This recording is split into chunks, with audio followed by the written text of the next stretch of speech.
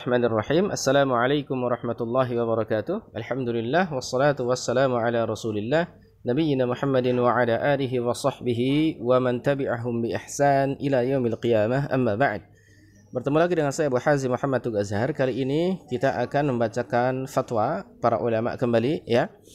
Kali ini yang akan kita bacakan adalah fatwa dari Mutiara Yaman ya, Syekh Muqbil bin Hadi Al-Wadi'i rahimahullahu taala.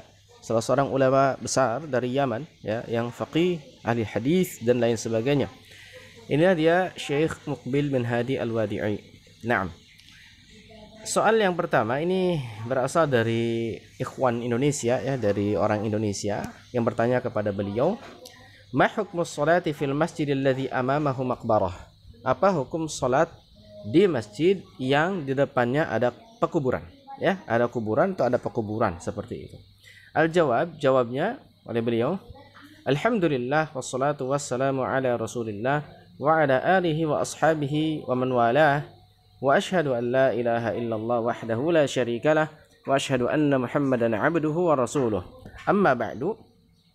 Fassalatu fil masjidil ladzi amamahu maqbarah khariju jidaril masjid sahihatun.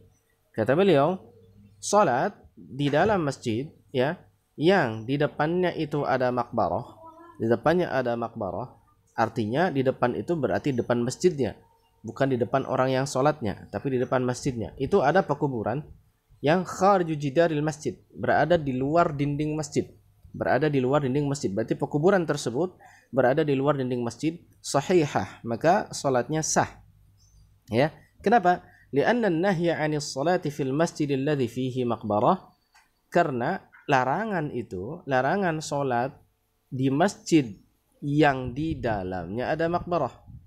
Itu larangannya di sana. Larangannya adalah ketika si pekuburan tersebut berada di dalam masjid. Gitu. Ini yang dilarang. Tapi kalau dia itu berada di luar dinding masjid, maka sahih, sah, salatnya sah. Kama jaa an Abi Sa'idin Al-Khudri radhiyallahu anhu anin Nabi sallallahu alaihi wasallam annahu qala, sebagaimana telah datang dari sahabat Abu Sa'id Al-Khudri radhiyallahu anhu ya, dari Nabi sallallahu alaihi wasallam bahwasanya beliau bersabda, "Al-ardu kulluha masjidun illa al-maqbarata wal hammam." Bumi itu seluruhnya adalah masjid bagi umat ini, bagi umat Islam, illa al-maqbarata wal hammam, kecuali pekuburan dan hammam ya, tempat pemandian seperti itu. Wa fi sahih Muslim, di dalam sahih Muslim ya, min hadithi Jundub anin Nabi sallallahu alaihi wasallam qala, dari hadis sahabat Jundub radhiyallahu anhu dari Nabi sallallahu alaihi wasallam, beliau bersabda, "Ala wa inna man kana qablakum kanu yattakhiduna qubur anbiya'ihim wa salihihim masajida." Ya. "Ala fala tattakhidul qubur masajida inni anhaakum an dzalik." Kata Nabi sallallahu alaihi wasallam, sabda beliau, ya, ketahuilah wa inna, bahwasanya ya sesungguhnya ya orang-orang sebelum kalian itu mereka menjadikan kubur-kubur nabi-nabi mereka dan orang-orang soleh mereka itu sebagai masjid-masjid. Ya. Ala fala tattakhidul qubur masajid. Kalau begitu, ketahuilah jangan sampai kalian menjadikan kubur-kubur itu sebagai masjid. Inni anhaakum an dzalik. Sungguhnya aku melarang kalian dari berbuat seperti itu, kata Nabi sallallahu alaihi wasallam. Wa hadis, dan hadis anna Nabi sallallahu alaihi wasallam qaal, bahwasanya Nabi sallallahu alaihi wasallam bersabda, la tusallu ilal quburi wa la tajlisu 'alaiha. Jangan kalian salat menghadap kuburan. Wa la tajlisu 'alaiha, dan jangan duduk-duduk di atasnya. Fa hadza idza kanat as-salatu ilaiha biduni ha'itin aw jidarin. Ini, larangan ini berlaku kalau sholat tersebut itu menghadap kepadanya tanpa haid, tanpa jidar, tanpa penghalang, tanpa dinding. Ya, jadi hadis tersebut berlaku manakala nggak ada dindingnya, nggak ada jidarnya, gitu.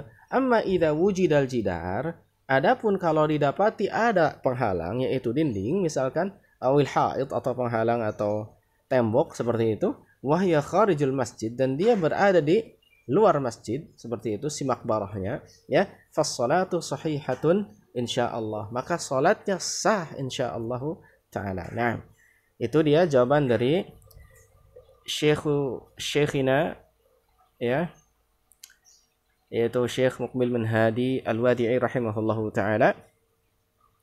terkait dengan pertanyaan ikhwan dari Indonesia ini kepada beliau rahimahullahu taala. Nah, semoga bermanfaat. Demikian Abu Hazim undur diri. Assalamualaikum warahmatullahi wabarakatuh.